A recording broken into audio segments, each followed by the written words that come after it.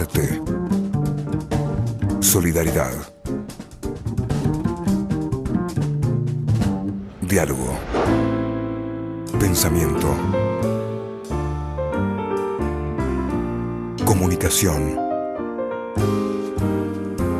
sociedad, fe, el poder de la palabra.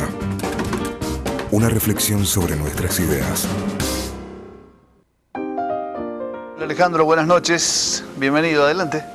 ¿Cómo estás, Daniel? Muchas gracias por la invitación al programa. No, por favor, muchas gracias a vos por aceptar esta invitación de venir a dialogar aquí al poder de la palabra. Con todo gusto.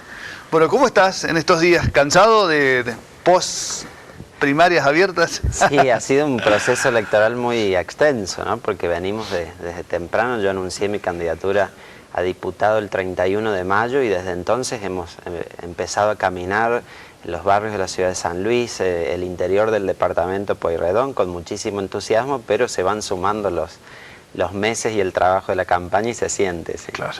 Bueno, ¿y hacen una pequeña pausita o no? Esto no tiene pausa, es interrumpida la tarea de cara a la general. Prácticamente que no, porque después de las primarias siempre hay un trabajo de poder reunir a todos los espacios que han competido. Hemos podido conversar con las distintas listas, sus candidatos. Los militantes quedaron tan entusiasmados por ese resultado tan positivo que tuvimos, que son los primeros en presionar y decir salgamos a trabajar, a continuar con la caminata. Claro. Claro, quieren más. Yo lo interpreto también como un voto de confianza que nos ha dado la ciudadanía, pero con una misión muy clara, con un desafío de trabajar para cumplir con aquello que hemos prometido, para construir una alternativa de cara a la elección de octubre y para adelante. Entonces, a la vez que lo asumimos con tanto entusiasmo, también lo asumo con un enorme sentido de la responsabilidad. El voto que recibimos en agosto no es para quedarse sentado, sino por el contrario, para trabajar mucho más y honrar esa confianza que se nos ha brindado. Claro, claro. ¿Cuántos votos en total sacó el Frente, Alejandro? Nuestro Frente sacó en toda la provincia arriba de 50.000 votos, lo cual ha sido una recuperación impresionante del caudal electoral de los partidos que constituyen el Frente Progresista Cívico y Social, la Unión Cívica Radical, la Coalición Cívica, el Partido Socialista, el GEN, el Movimiento Libres del Sur. Por otra parte, creo que ha habido una recuperación muy fuerte del radicalismo y de las fuerzas aliadas dentro de la ciudad de San Luis. Nosotros hace muchísimos años que veníamos con 9.000 votos en las elecciones en la ciudad de San Luis, y eso es lo que sacó solamente mi lista, pero sumando todas las listas hemos superado los 25.000 votos. Además, quedado por delante del kirchnerismo, que es la fuerza que gobierna en la ciudad, y recuperado esa condición de segunda fuerza y la fuerza capaz de construir una alternativa. Así que creo que esto ha puesto los ojos de la ciudadanía de nuevo en nosotros, pero como te decía, creo que es un voto de confianza que debemos honrar con mucho más trabajo, más dedicación. Por eso octubre va a ser todavía más intenso y más importante que agosto, porque en agosto en definitiva ha sido un proceso de selección de candidatos. Hemos ofrecido opciones a la ciudadanía para que diga queremos que nos represente tal o cual persona en cada posición, pero octubre ya es una confrontación mucho más fuerte de propuestas, de visiones, de ideas para el municipio, la provincia y la nación, y en eso nos queremos enfocar. Claro. Alejandro, internamente, ¿qué hicieron para mejorar en la performance electoral? Creo que ha sido un valor importante el de la renovación dentro del radicalismo y del Frente Progresista.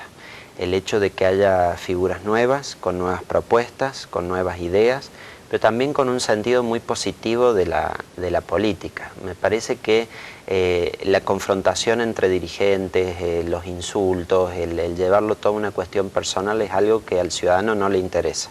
Al ciudadano le interesa ver ideas para proponer y para contribuir a un trabajo de gobierno, a una obra de gobierno. Y por otra parte, muy atinente a lo que es mi candidatura en la legislatura, creo que hoy hay una desconexión muy fuerte entre la legislatura y los ciudadanos.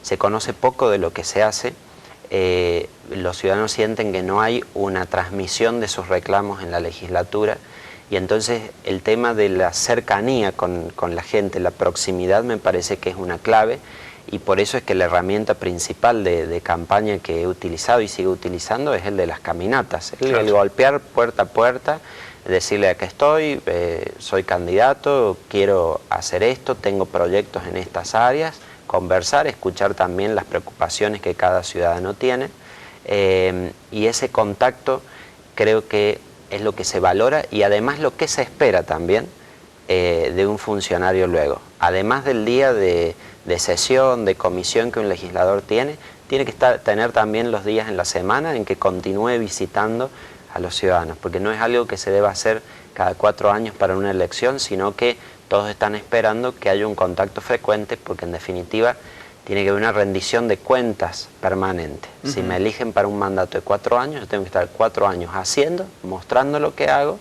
y rindiendo cuentas al ciudadano que me ha elegido por la tarea que desempeño. Claro. ¿En quién pensás, Alejandro, cuando pensás en la gente que te votó? Es difícil identificar ese componente, ¿no?, del electorado que ha depositado la confianza en uno, pero a partir de lo que se expresa por las redes y también por el cara a cara con el vecino, me parece que primero hay muchos jóvenes que se han interesado por ver que hay nuevas propuestas. También aquellos que están desencantados con los gobiernos, y esto hay que reconocerlo. Me parece que hay un desencanto muy fuerte con el gobierno nacional, que tuvo un capital de un 54% en el 2011, pero que lo ha dilapidado, cometiendo muchos errores en estos 2 años. Eso ha hecho que bajara el nivel de aprobación del gobierno y muchos se inclinaran a buscar otra alternativa. Lo mismo sucede en el caso del gobierno municipal en la ciudad de San Luis. Hay una desaprobación y entonces se ha pasado a buscar otra alternativa y han dicho, bueno, acá está lo nuevo. Pero por eso digo que para nosotros esto implica una enorme responsabilidad, porque lo nuevo también tiene que mostrar que es capaz de hacer cosas, ¿no? Claro. Y por eso yo lo que me he comprometido es que haya mucha transparencia en el trabajo en la Cámara, mostrar tanto la rendición de cuentas en el sentido financiero de los gastos que se hacen, los salarios que se cobran, pero también mostrar el día a día de en qué uno está trabajando, cómo voto cada proyecto de ley. Me parece que cuando el ciudadano no puede conocer siquiera cómo actúan sus legisladores, eso le produce mucha desconfianza. Por darte un ejemplo, el año pasado se realizó en la provincia un aumento impositivo del 20% para todos los impuestos.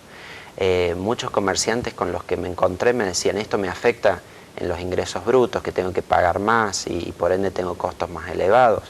O también vecinos que me decían, ahora pago un impuesto inmobiliario mucho más fuerte que el año pasado y eso me está afectando, y no saben quiénes son los legisladores que votaron a favor o en contra, porque no hay un registro de eso. Entonces yo creo que hay que implementar un registro público de los votos que el legislador realiza para poder luego el ciudadano evaluar y decir, bueno, tal persona en las leyes más importantes vinculadas a la seguridad, a la salud, a los impuestos, a la justicia, a la educación, ¿de qué manera se ha expresado? Eso voy a proponer yo, pero además, más allá de que lo adopte el cuerpo legislativo en su conjunto, personalmente voy a ir publicando los votos que realizo en cada proyecto de ley importante para que el ciudadano pueda evaluar y decir, bueno, estoy de acuerdo con lo que hizo mi legislador o no estoy de acuerdo, pero creo que esa conexión debe existir y además ha habido muchísimos ciudadanos independientes que confían en esa nueva forma de hacer política, mucho más transparente, más directa, más abierta a la participación, a la interconsulta con el ciudadano, y la mejor manera de honrarlo es cumpliendo con esa expectativa. Claro. Alejandro, vos sabés que nos damos el gusto aquí con nuestra producción de invitar a gente a la que respetamos. Así que quiero que sepas que por eso estás sentado aquí. Bueno, tenemos mucho respeto por vos. Te agradezco mucho. Y te voy a decir por qué. Te consideramos una persona muy joven, que cumple su tarea, está en este escenario político con muchísima altura, con muchísima responsabilidad, con mucha capacidad intelectual además, y creemos que eso es una de las apariciones políticas más interesantes que hay dentro de la oposición aquí en San Luis, ¿no? Así que celebramos por eso, digo, que hayas aceptado la invitación de venir a dialogar aquí. Te agradezco por eso. Es un tanto inusual que haya un candidato, como sucede en mi caso, que con 28 años encabeza una lista. Y los jóvenes tenemos ese desafío tan fuerte de mostrar que podemos y que somos capaces para hacer las tareas que se nos confían. Porque a veces uno puede decir, bueno, al ser una persona nueva es capaz de hacer las cosas, tiene experiencia y a mí me ha servido a funciones que desempeñé en la política anteriormente, como el caso de ser presidente de la Unión Cívica Radical, con la visibilidad de tener que organizar todo un partido y de hablar en nombre de toda una fuerza política estableciendo posiciones para que la ciudadanía pueda ver que uno puede estar a la altura de esas circunstancias de desempeñar un rol. Y creo que ese desafío también significa hacer trabajo día a día para mostrar que uno puede, pero por eso yo estoy muy orgulloso y agradezco muchísimo la confianza de todos aquellos que dicen, bueno, la política no es solo para los que llevan 50 años en esto, sino también nuevas personas pueden hacerlo y confiamos en que lo hagan bien. Che, Alejandro, me imagino que primero te sentías dando examen todo el tiempo ante tus compañeros, tus correligionarios, digamos, como con más edad, ¿no? Por eso te digo, siempre me ha tocado dar examen en la política y en todos los ámbitos, porque yo tuve una trayectoria académica fuerte, ¿no? Pero siempre quemando etapas, haciendo las cosas antes de que otros estuvieran en esos lugares. Y siempre está este prejuicio de por qué el más joven es capaz o no. Te doy un ejemplo, una anécdota con eso. Yo cuando fui presidente del partido, integraba el Comité Federal de la Unión Cívica Radical, que es el órgano que gobierna la UCR en todo el país. Llego a la reunión en Buenos Aires, todos dirigentes que uno puede decir conocidos, pero de 60 años para arriba. Y en ese momento no me conocían y ven que entraba, yo fui electo con 25 años. El secretario de alguien. Claro, ser el secretario, el que sirve el café. Y entonces verme que entraba, además pedía la palabra y empezaba a hacer propuestas, generaba sorpresa. Y yo creo que había cierto prejuicio de decir, ¿quién es? Pero después, a medida que uno se va desempeñando, va mostrando que puede hacer las cosas, habla, lo empiezan a conocer y ya la perspectiva es distinta. Pero claro, por eso es cierto esto, siempre el prejuicio de la edad. El prejuicio de la edad, siempre rindiendo examen. Pero tenés lo importante es rendirlo bien. Una formación académica muy sólida. Sí. Bueno, muy variada, diría. A ver, contámela, por favor. Sí, ha sido variada y extensa. Fíjate, yo, bueno, desde chico empecé primero en el colegio Lucio Lucero, que hice el jardín de los 4 años, y después fui al colegio Don Bosco, que estuve muchos años ahí en la primaria y la secundaria. Ahora, un año antes de graduarme, me surge la oportunidad de ir a Estados Unidos a terminar el secundario con una beca de intercambio que tenía Rotary Internacional. Entonces estuve en Texas, cerca de Austin, de la capital de Texas, haciendo el último año del secundario y me gradué allá. Y luego comencé la universidad en Harvard, que está en Massachusetts, y son ámbitos muy distintos uno del otro. Había aprendido inglés muy rápido porque cuando quise ir a Estados Unidos en realidad no claro, conocía, así que tuve que estudiar muy rápido inglés para poder ir. Fue una experiencia impresionante, no solo desde lo académico, sino desde lo personal, porque imagínate que llegué a un país con otra cultura, con personas que no conocía, con un idioma que no era el mío y con 16 años solo. Entonces eso es un impacto, un shock cultural muy fuerte que te obliga a independizarte rápidamente, a ser capaz de socializar muy velozmente con otras personas para sobrevivir en el ambiente, por decir. Entonces fue muy fuerte desde lo personal y de lo académico muy valioso, una universidad como Harvard, donde hay tantos recursos, profesores conocidos, con cátedras tan interesantes. ¿Y allí, en Harvard, cómo que te graduaste? No, no me gradué allí, comencé a estudiar gobierno, que es una carrera que mezcla derecho constitucional con administración pública, relaciones internacionales, una carrera que ellos tienen allá, y estudiaba filosofía también. Ahora yo completé con eso, con los cursos que hice y exámenes que rendí también libres, un año, pero fue justo el momento de la mega devaluación nuestra en el 2002. Y aunque yo estaba becado parcialmente, la otra parte era muy onerosa para cubrir. Entonces en ese momento me vuelvo a fines del 2002, estuve unos 6 meses que estaba dictando clases de inglés en un instituto en San Luis, que fue una de las primeras experiencias docentes importantes, y me convocan, como había estudiado filosofía en Harvard, me convocan del Departamento de Filosofía de la Universidad Nacional de San Luis para dictar un curso, un taller de ética aplicada, de las doctrinas morales aplicadas a casos concretos. Interesantísimo, problemático en la burocracia porque, claro, estaba dando un curso de grado a alguien que no tenía título de grado. Claro. Entonces era un tema de reconocimiento así inusual, pero lo pude dar. Luego paso a la Universidad de Córdoba, a hacer abogacía. Siempre mi idea fue formarme para hacer política. Y por ahí la abogacía ha sido una carrera tradicional para eso, pero yo quería estudiar muchas cosas. Entonces, me acuerdo cuando comienzo sobre el 2003, quería hacer los estudios con mucha celeridad. Yo decía, quiero recibirme rápido porque quiero hacer un posgrado en otra cosa, quiero ir a trabajar en política. Y entonces era un plan de estudios de 6 años, pero a mí lo que me importaba era rendir materias rápido. Entonces empecé a rendir muchas materias libres. Al cabo de 3 años ya tenía casi toda la carrera hecha. Me fui a España con una beca también del Grupo Santander y de la Universidad Autónoma de Madrid.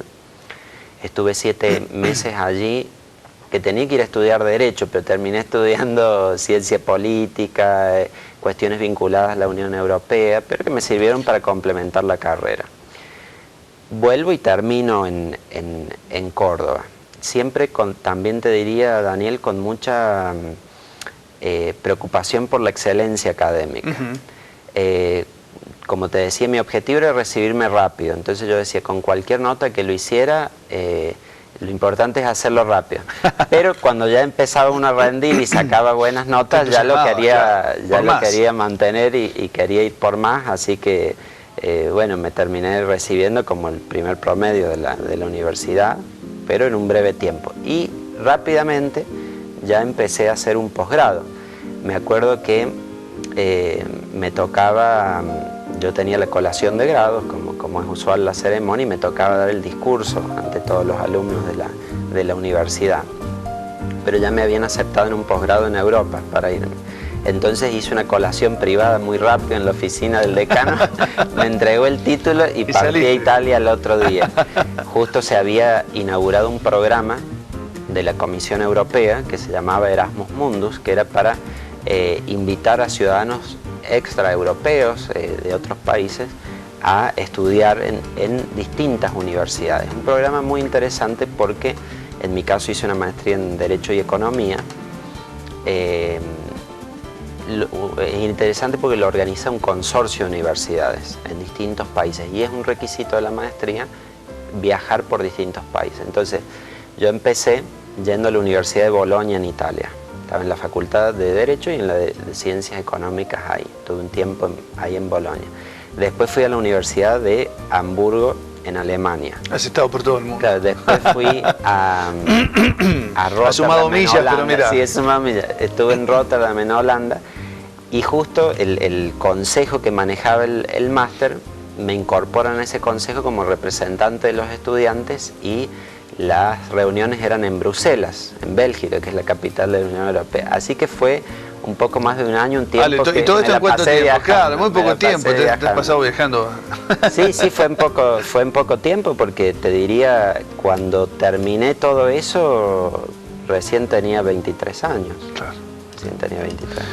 ¿Hacemos una pausa y seguimos? ¿Cómo no? Ya volvemos.